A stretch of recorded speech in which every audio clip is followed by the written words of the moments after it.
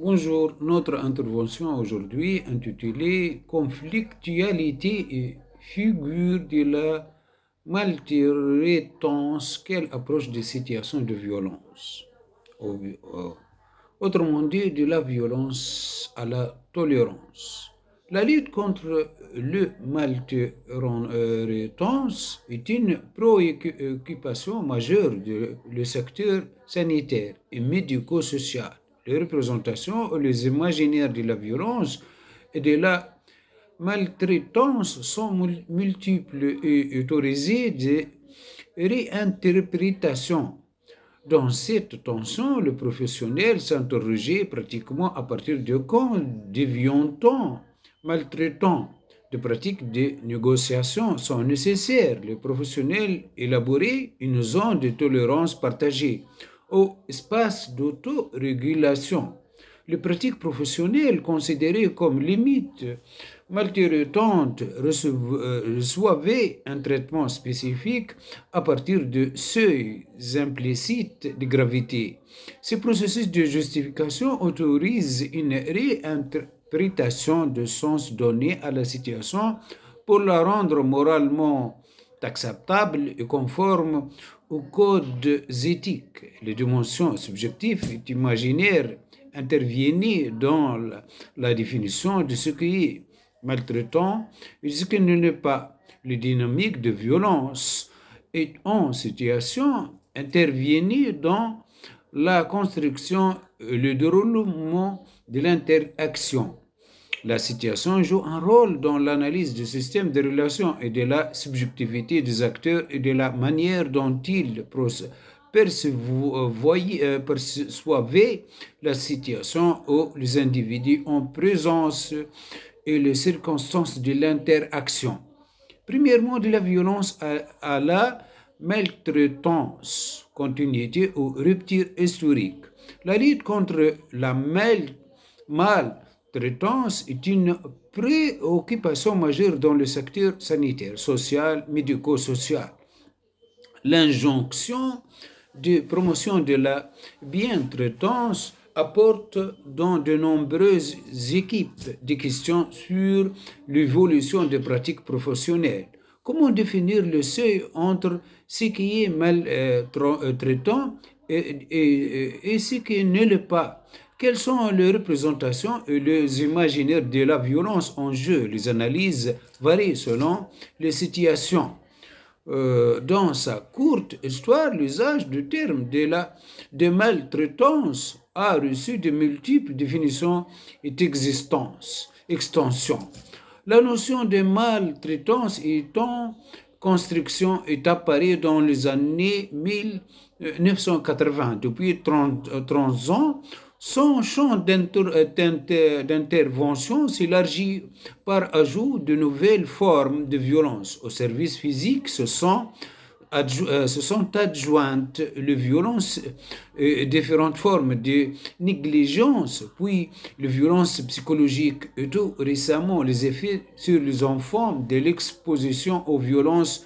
euh, ces extensions font de maltraitance un concept polymorphe et ne permettaient pas de spécifier son champ par rapport à celui de la violence. La définition du concept reste problématique. Ils sont polysémiques et leur appréhension est devenue un jeu de controverse. Le terme de violence et de maltraitance sont souvent utilisés comme synonymes aux associations, aux associés ou associés sans précision, parfois selon des approches propres à chaque secteur d'intervention. Ce flou autorise de multiples réinterprétations. Toute distinction précise est difficile, voire impossible, d'autant plus que le néologisme de maltraitance est associé à d'autres termes. Parfois, les englobe, tels le mauvais traitement, le service, les abus, le mauvais traitement psychologique et la cruauté mentale, les négligences actives ou passives et les carences de soins. Le terme de maltraitance s'inscrit dans la continuité historique d'un ensemble d'actes ou de situations qui sont abordés à partir de différents termes. Dire que les maltraitances sont une forme de violence fait consensus.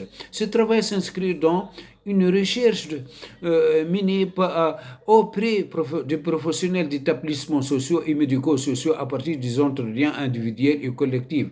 Il présente les attendus théoriques et méthodologiques d'une approche de situation de violence.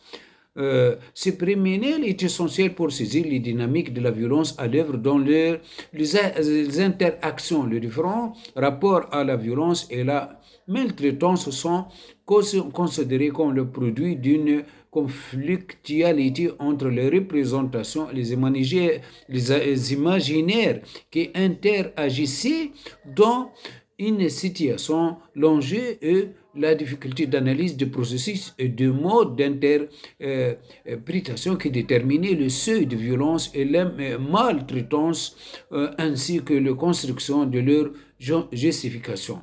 Maintenant, deuxième point, la maltraitance et zone de tolérance. Les représentations de la violence sont le produit d'une construction sociale. La difficulté de l'interprétation tient à la nécessité de prendre en compte simultanément les multiples éléments qui participaient de la situation et la possible confrontation de points de vue s'inscrivant dans des systèmes symboliques différents, mais justifiant chacun leur propre cohérence.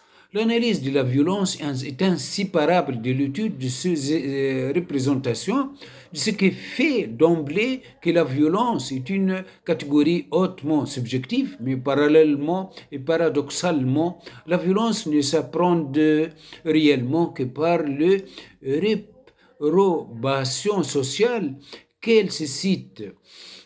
Si certains points communs apparaissaient dans les multiples définitions de la maltraitance, telles qu'une situation de dépendance ou de vulnérabilité de la victime, il n'existe aucun consensus stable sur une définition plus précise du seuil de maltraitance. La différence entre la violence légitime et illégitime n'est pas intrinsèque au caractère même de l'acte violent, mais dépend du regard que la société porte sur lui-même.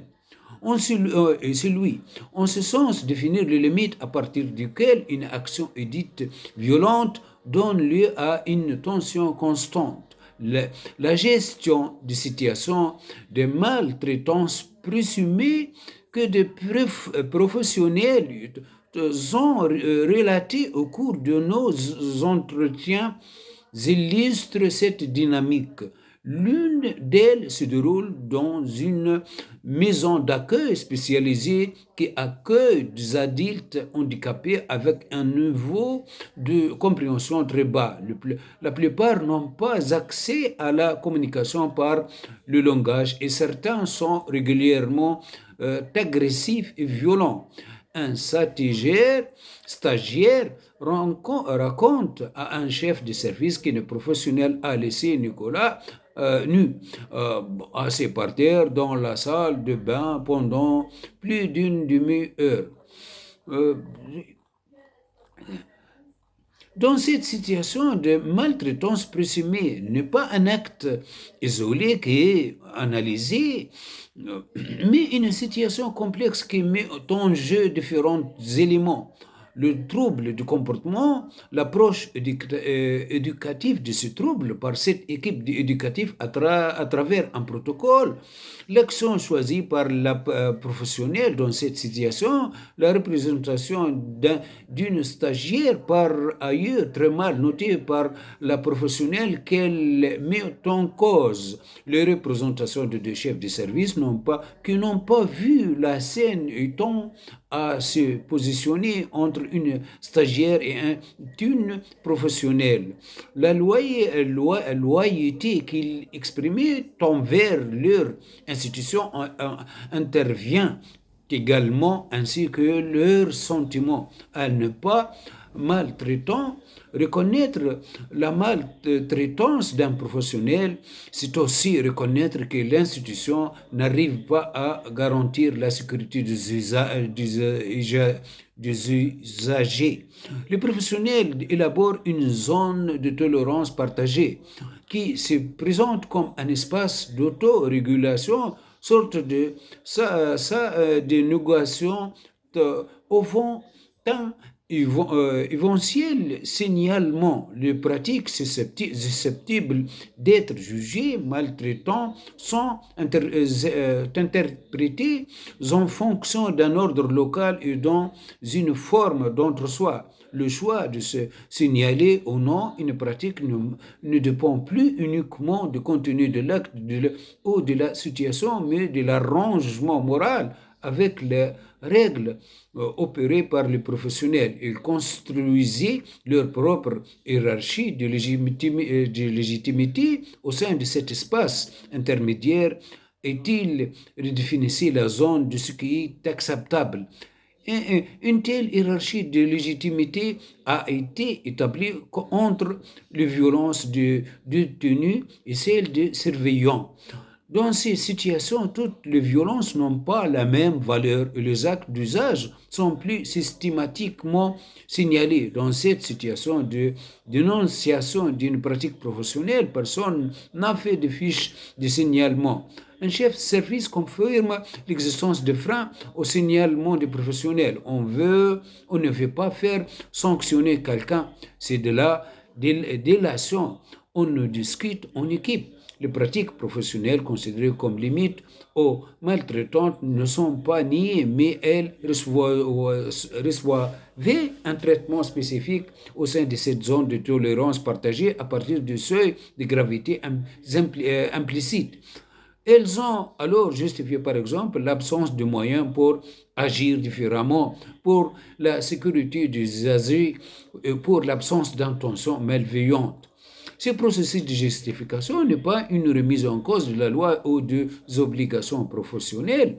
Il autorise une réinterprétation qui redéfinit le sens donné à la situation pour la rendre moralement acceptable et conforme au code en vigueur. Ces justifications peuvent reposer sur différentes oppositions, comme tolérable, intolérable, juste, injuste, supportable, insupportable, digne, indigne.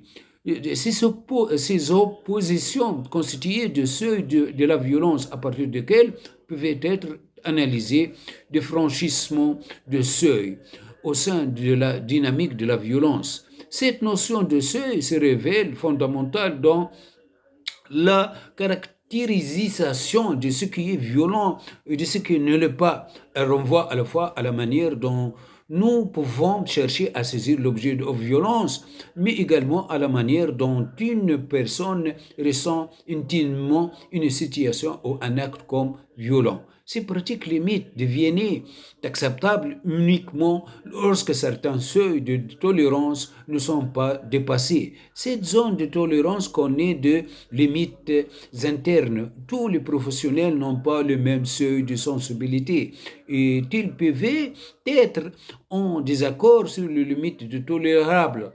Elle autorise parfois des pratiques qui génèrent pour leurs auteurs de la souffrance et le sentiment d'être maltraitants. Dans les situations de dénonciation étudiées, il y a confrontation entre les représentations des professionnels et de l'établissement et celle d'une jeune stagiaire, personne extérieure arrivée depuis quelques jours. Elle n'a pas connaissance de protocole ni de manière de faire et de penser les situations propres à cette structure. Ces références personnelles ne sont pas d'avance assujettées à ces codes. Cette zone de tolérance connaît également des limites extérieures parce qu'elle ne peut légitimer toutes les violences. Lorsque de ceux sont franchis, la tolérance laisse la place au signalement, à la sanction. L'analyse en situation est essentielle pour comprendre les dynamiques de violence et saisir l'articulation entre les différentes dimensions qui intervenaient dans la construction et le déroulement de l'interaction, d'où la nécessité de préciser l'usage de la notion de situation. Les situations de violence maintenant. Les termes de situation de violence ou de violence en situation ne sont pas ici réservés à une forme particulière de violence. Le mot situation est utilisé en référence à la situation d'interaction dans laquelle s'inscrivait le dynamique de violence, quel que soit leur type, leur forme, en intégrant l'interprétation que les individus font de cette situation. Dans cette perspective, la situation n'est pas un simple cadre de l'action. Les situations sont socialement construites comme les individus sont exposés au jugement des autres.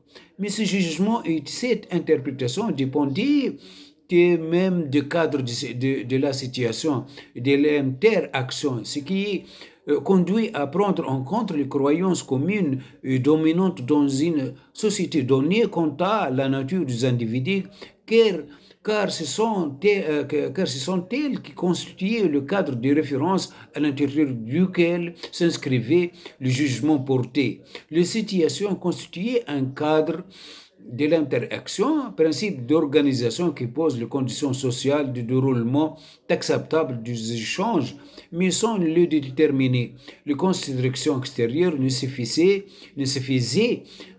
à elles seules pour expliquer une situation, pas plus que les intentions d'un auteur rationnel. De l'autre côté, elle montre ainsi que les représentations de violence varient selon les stratégies de confrontation à l'autorité, selon le degré de légitimité du conflit, selon le choix de la modalité d'action. Dans une approche relationnelle de la dynamique de violence, la situation se présente comme un axe d'analyse à partir duquel sont compris de manière indissociable le système de relations, la subjectivité des acteurs, la manière dont ils perçoivent la situation ou les émotions qu'ils y engagent. C'est l'approche micro-sociologique. Il considère que rien n'a de réalité hors de son contexte. C'est l'expérience qui donne le sens et l'interprétation qu'on fait les individus se fait dans le contexte de micro-situations. Il analyse la violence à partir de la dynamique des situations d'hostilité dans lesquelles émerge une tension confrontationnelle. Il s'attache aux éléments qui expliquaient le passage à l'acte de violence en insistant sur l'importance des émotions, flux d'énergie émotionnelle dans la situation, mais en considérant que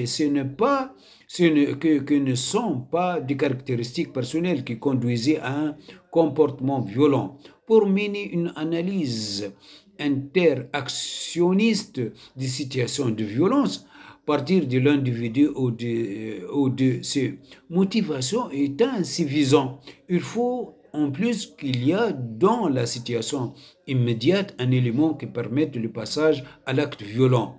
C'est une combinaison d'opportunités situationnelles et parfois aussi une question de technique interactionnelle qu'il faut avoir accuse. Il insiste sur la gestion des interactions et des émotions, la dimension émotionnelle qui précède la destruction physique, mais ouvre également sur la stratégie, puisque chacun adopte différents comportements en fonction de ses intérêts, mais également de ses émotions. Selon sa capacité à gérer ces derniers, il évoque l'attaque des faibles, la mise en spectacle de la violence pour faire intervenir l'opinion publique, la mise à distance de la perception des victimes ou l'évitement de la confrontation psychologique avec elles. L'action n'est pas rationnelle par rapport à une fin, mais davantage dépend d'opportunités. La preuve, selon lui, est que les situations de violence ne se déroulaient majoritairement pas comme prévu selon l'objet visé, des faits de la tension existante. Cette idée d'opportunité situationnelle peut être rapprochée de celle de circonstances, comme annonce Julien Freud dans 1983.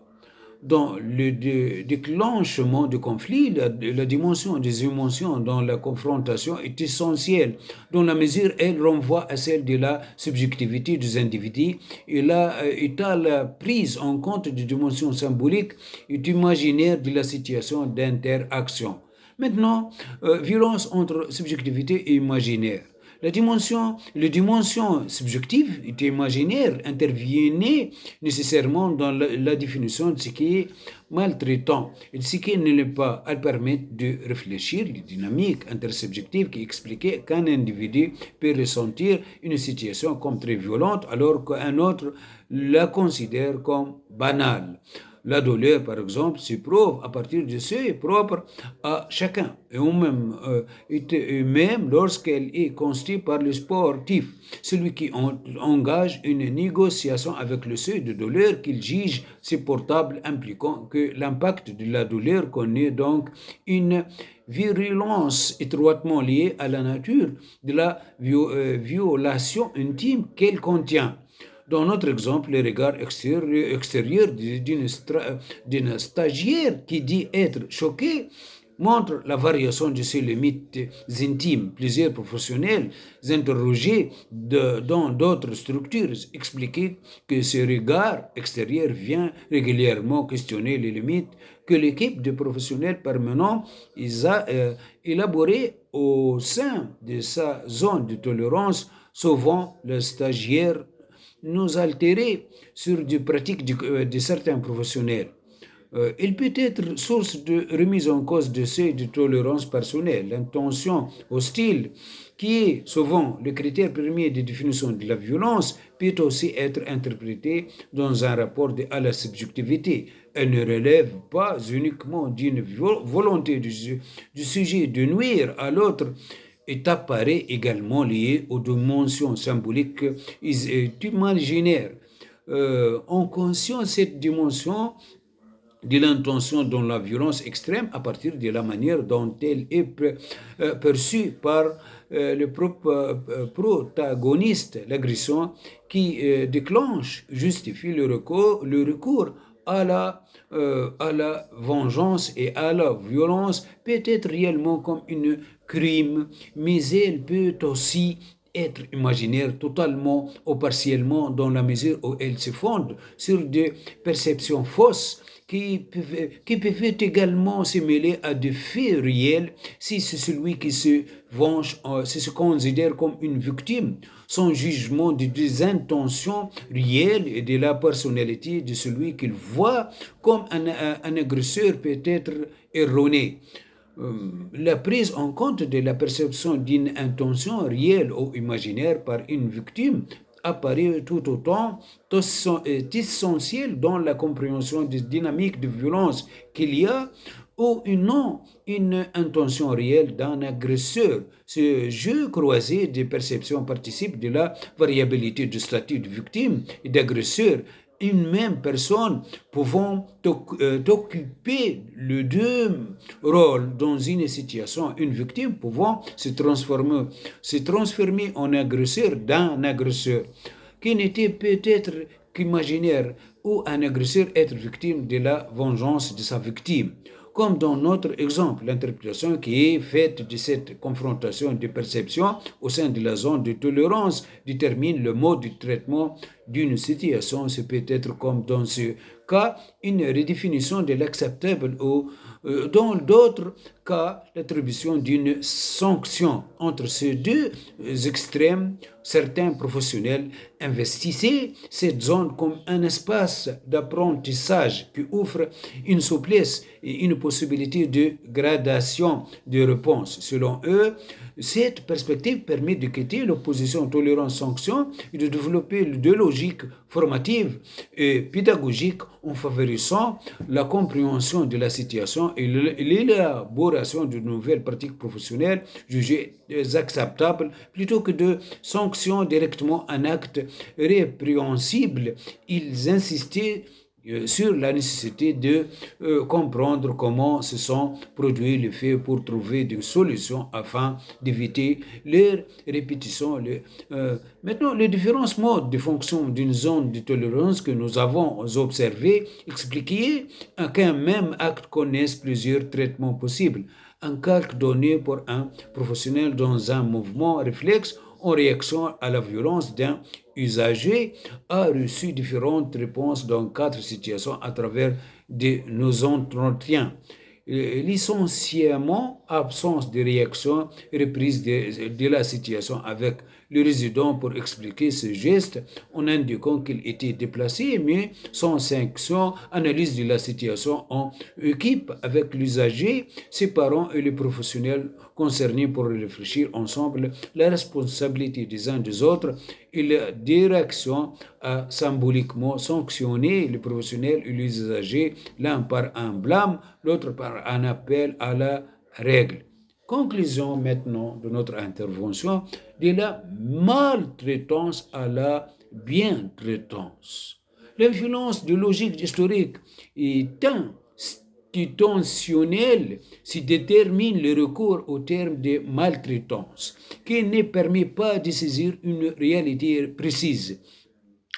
Les chevauchements avec le concept de violence sont multiples et les tentatives d'en proposer des définitions plus spécifiques ou restrictives se font à partir de critères qui ne font pas l'unanimité après avoir plus ou moins remplacé le concept de violence, le terme de maltraitance se voit peu à peu lui aussi s'est planté par celui de bientraitance dont la diffusion soulève certaines réserves. L'absence de définition précise et l'usage immodéré du terme de bientraitance présente le risque de servir à masquer et dénier une maltraitance qui dérange.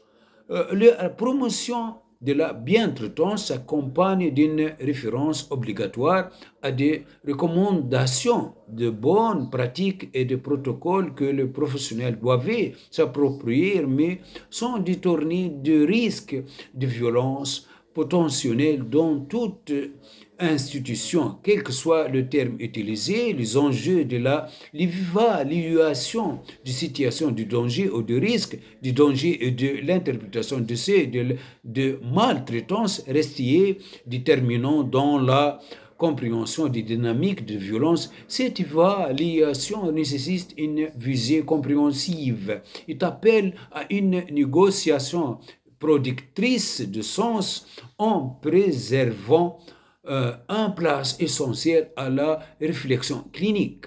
Le seuil de ce qui est moralement acceptable dans une relation d'accompagnement se fonde sur un compromis construit dans l'interaction et l'intersubjectivité. Dans cette perspective, l'interprétation peut s'appuyer sur une éthique de la perception particulière de situation, une éthique de l'ordinaire qui s'inscrit dans l'expérience quotidienne et ne se réduit pas à la simple application de principes moraux